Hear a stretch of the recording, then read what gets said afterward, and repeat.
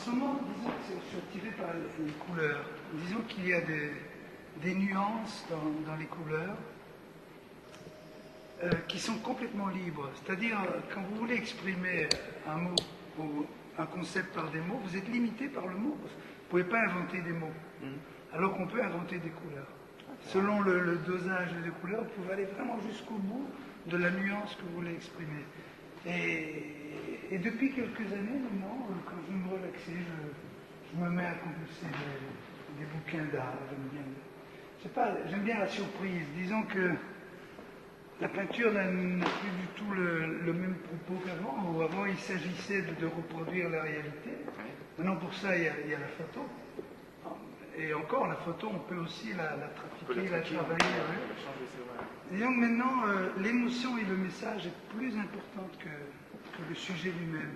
Bon, dans l'autre pièce, on a vu des grands tableaux avec des batailles et tout. Donc c'était l'événement, l'anecdote. C'est plus ça du tout là.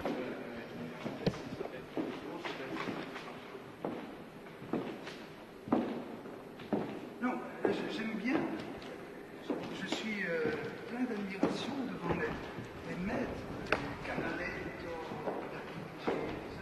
qui ont vraiment poussé la virtuosité jusqu'à une perfection qu'on n'atteindra plus. Et même, comme je disais tout à l'heure, même si quelqu'un parvient à l'atteindre aujourd'hui, cette perfection formelle, on le regardera avec respect, mais peut-être avec ennui aussi, parce que c'est plus ça la peinture. Donc les grands sommets ont été atteints pour ce qui est de la reproduction parfaite. Maintenant on s'exprime, on ouvre des fenêtres vers des mondes utopiques, imaginaires, et chacun doit trouver son raccourci, sa façon de voir les choses. Matisse c'est vraiment, c'est lui. Ah non, c'est Voltaire simplement, qui a été très imprégné de Matisse. Ça pourrait être un Matisse.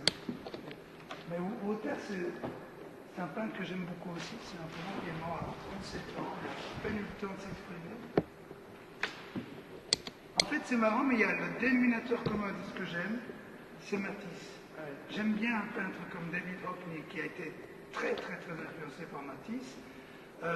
Quelqu'un comme Mark Rothko, qui est un Américain. Bon, maintenant, il fait des taches qui se mélangent, mais au départ, c'était aussi du Matisse. Et moi, en toute modestie, j'ai commencé, ça fait quelques années que je peins, et j'arrive pas à éviter cette référence à Matisse, toute proportion gardée, bien sûr. Voilà. Et j'ai lu quelque part que Matisse était un peu affecté par le fait que certains, qui étaient amateurs de virtuosité, avaient dit de lui « Ah bon, c'est ça Matisse ?»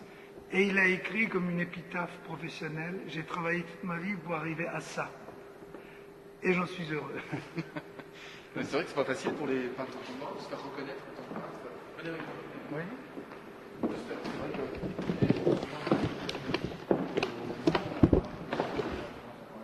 C'est une question d'ouverture. J'ai eu affaire à des gens qui n'aiment pas être surpris, qui veulent retrouver sur le toit leur logique, comme dans la musique aussi, la musique classique. Bien sûr, il y a des concerts de musique classique, mais ça appartient à une époque. Aujourd'hui, pour avoir une musique classique, il faut du temps et dans 50, 100 ans, on parlera peut-être de la nouvelle musique classique que nous sommes peut-être en train d'écrire.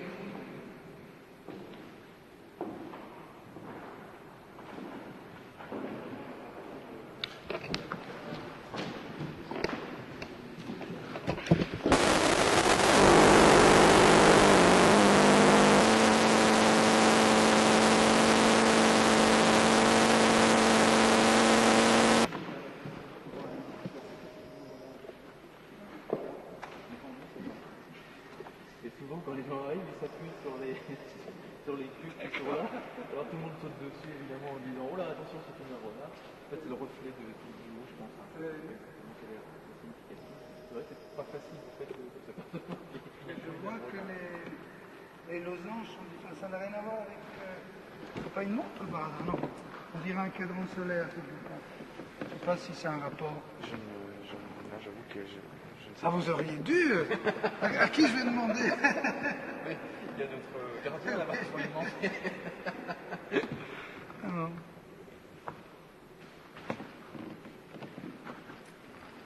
C'est l'image ou On peut rejoindre la Nous, salle on d'à part, côté on part, et on part. puis. J'ai vécu pendant plus de 20 ans à Jemappes, donc à Provence. Je suis resté fidèle à Jemappes tant que j'y retrouvais des souvenirs d'enfance. Et puis, c'est tellement changé. Disons que j'ai donné la priorité au confort dans la mesure où, comme je chantais un peu partout en Europe et que l'aéroport était à Bruxelles, c'est plus confortable d'habiter Bruxelles. Parce qu'en fait, Magritte, il était originaire. De Lessines. On est en tout. Jérôme 4 ou 5 jours. Bon, il y a eu son concert, on était allé se promener dans le parc de Jemappes, on était allé sur le terrain de foot, où je voulais y aller discrètement. Et le jour où nous sommes allés, il y avait des jeunes qui s'entraînaient. Il y avait un type avec un micro, un porte-voix, qui m'a vu, qui m'a annoncé. C'était un excellent.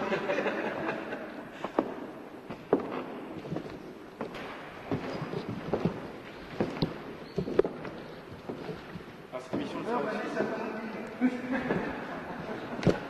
Amateur doloroso.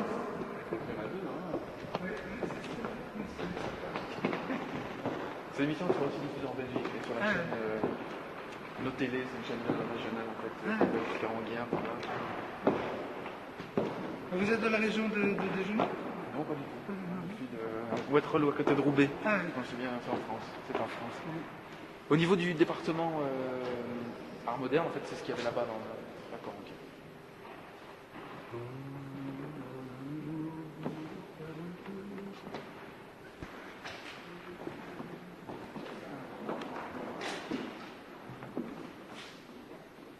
Oh, attention, là.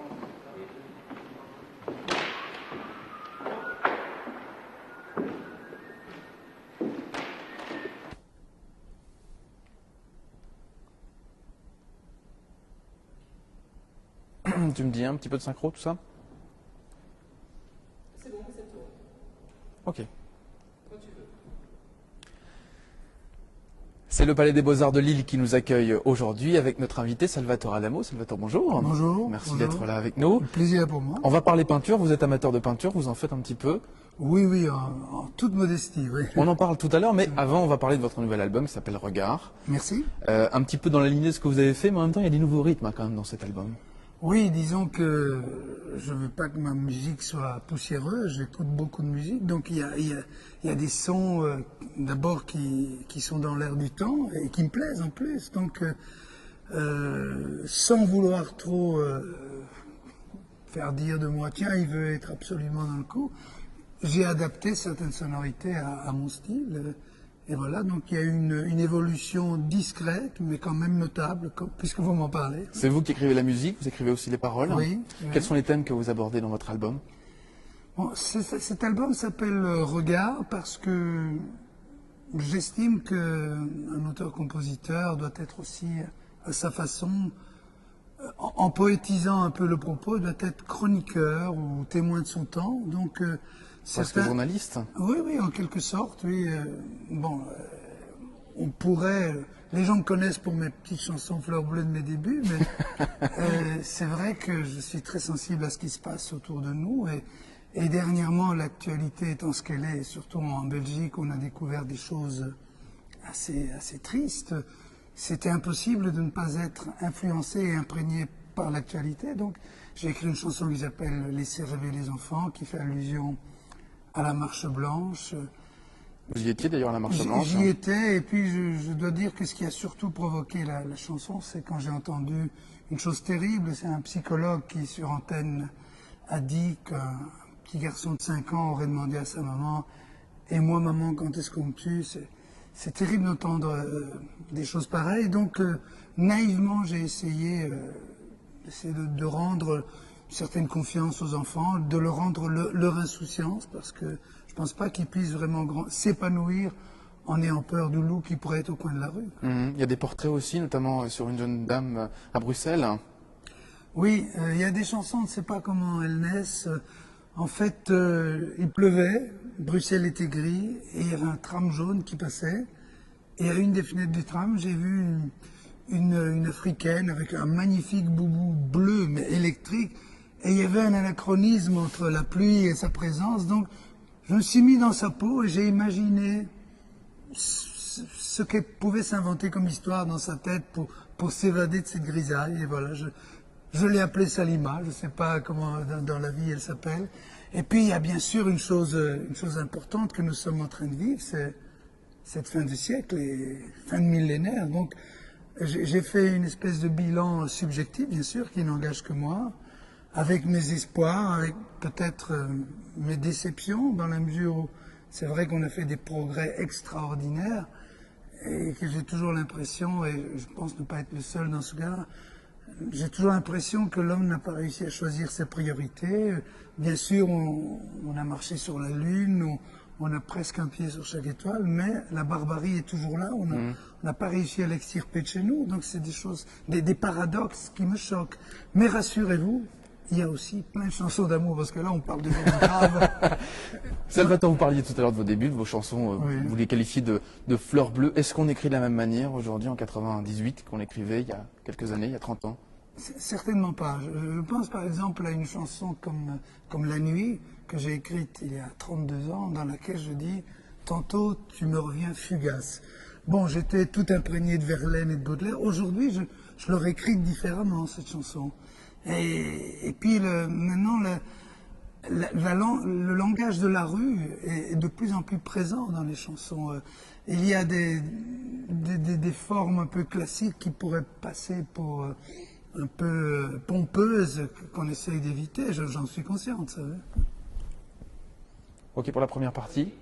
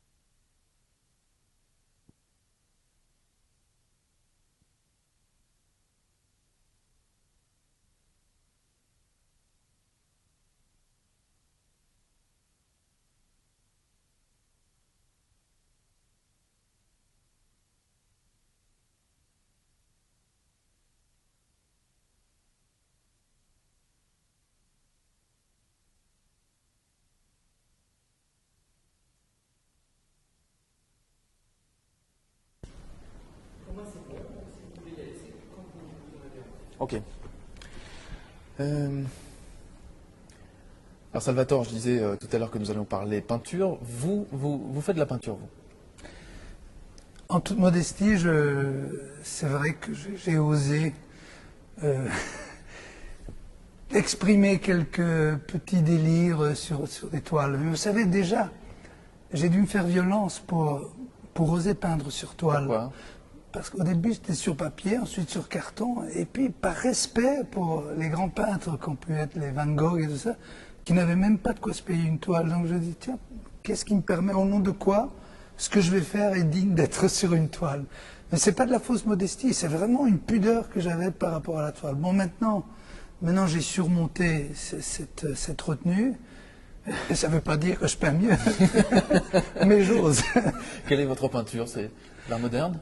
Oui, disons que au départ, quand je m'y suis intéressé, c'était assez figuratif, puis impressionniste. Et petit à petit, et notamment grâce à Matisse, qui est mon peintre préféré, j'ai fait une approche de l'art plus abstrait. Par exemple, Matisse a peint à 11 ans d'intervalle la même toile, c'est-à-dire le même sujet, qui s'appelait La Desserte rouge. La première fois, elle était complètement académique. Et 11 ans plus tard, il avait trouvé son style et son raccourci. Il était devenu minimaliste. Et j'ai compris qu'avec un minimum de traits, on peut exprimer des tas de choses. Et en fait, j'aime tellement Matisse que j'aime aussi tous ceux qui ont été influencés par Matisse, que ce Donc soit...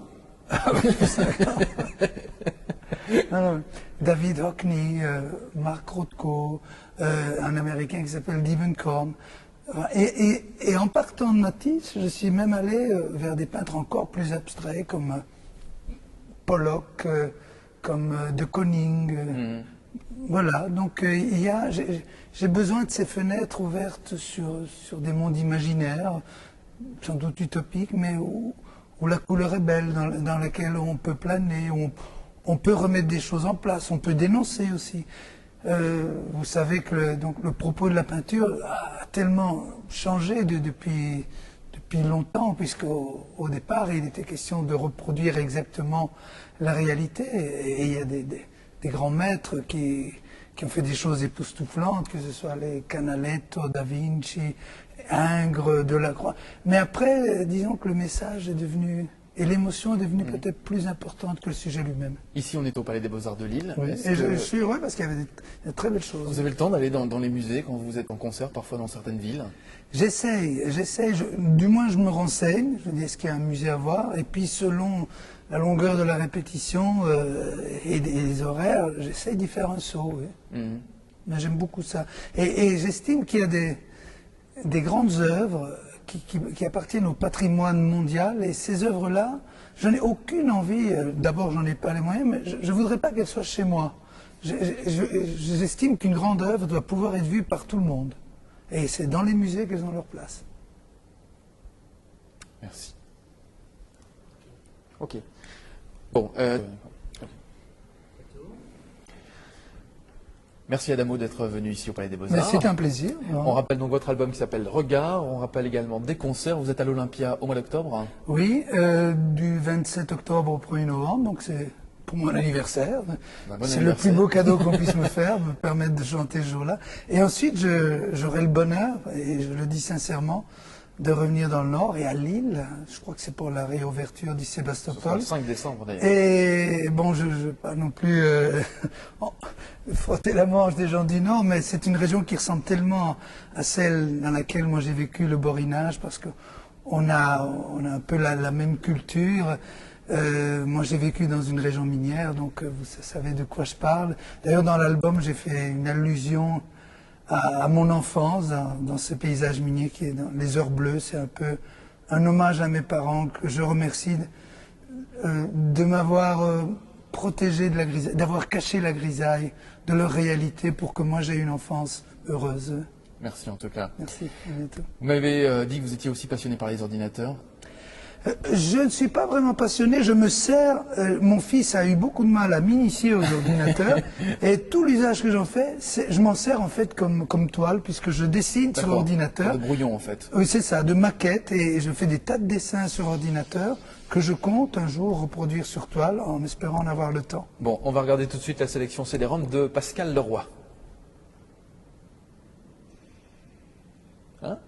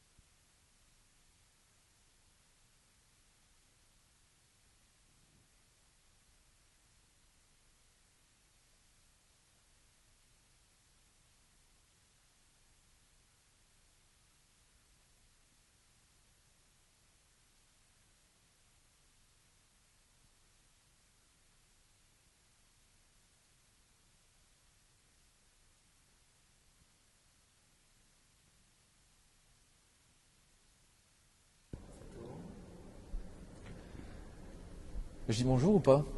Ouais, si, je peux dire bonjour.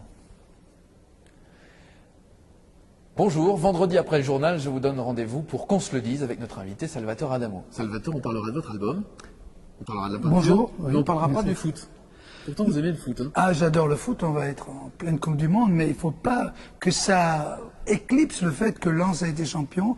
Et je voulais sincèrement les en féliciter parce que le Nord est une région dans laquelle je me retrouve et que cette victoire est le fruit d'une volonté qui s'est transmise de génération en génération. Bravo. Salvatore Adamo avec nous, donc vendredi, juste après le journal, dans Qu'on se le dise. J'ai un petit peu merdé sur ma fin de lancement. On peut refaire. On va la refaire, on va la refaire. Elle était bien, elle était bien, on la refait. Ça tourne toujours? Bonjour, je vous donne rendez-vous ce vendredi, juste après le journal, dans Qu'on se le dise, au Palais des Beaux-Arts de Lille, avec notre invité Salvatore Adamo. Bonjour. Bonjour. On parlera de votre album, on va parler de la peinture, mais on va pas parler de football par contre. Pourtant, vous aimez le foot, hein? Oui, vous me frustrez là. En fait, c'est vrai qu'on va être en pleine Coupe du Monde, mais il ne faut pas qu'on oublie la très belle victoire de Lens. Je les félicite sincèrement parce que je sais que dans le Nord, on a transmis une volonté de génération en génération et je me sens très bien. Non, là c'est moi qui ai... Allez, cela ça va. Ouais. Bon. Bonjour, je vous donne rendez-vous juste après le journal ce vendredi dans Qu'on se le dise avec notre invité Salvatore Adamo. Salvatore, bonjour. Bonjour. On parlera de votre album, on va parler de peinture aussi puisque nous sommes au Palais des Beaux-Arts de Lille, mais on parlera pas de foot par contre. Oui, vous me frustrez là. Mais il faut surtout pas, c'est vrai qu'on va être en pleine Coupe du Monde, que ça éclipse la magnifique victoire de Lens. Le Nord est une région dans laquelle je me retrouve, bon, pour des tas de raisons, et c'est la victoire de la volonté transmise de génération en génération. Bravo, sincèrement. Rendez-vous vendredi juste après le journal sur C9.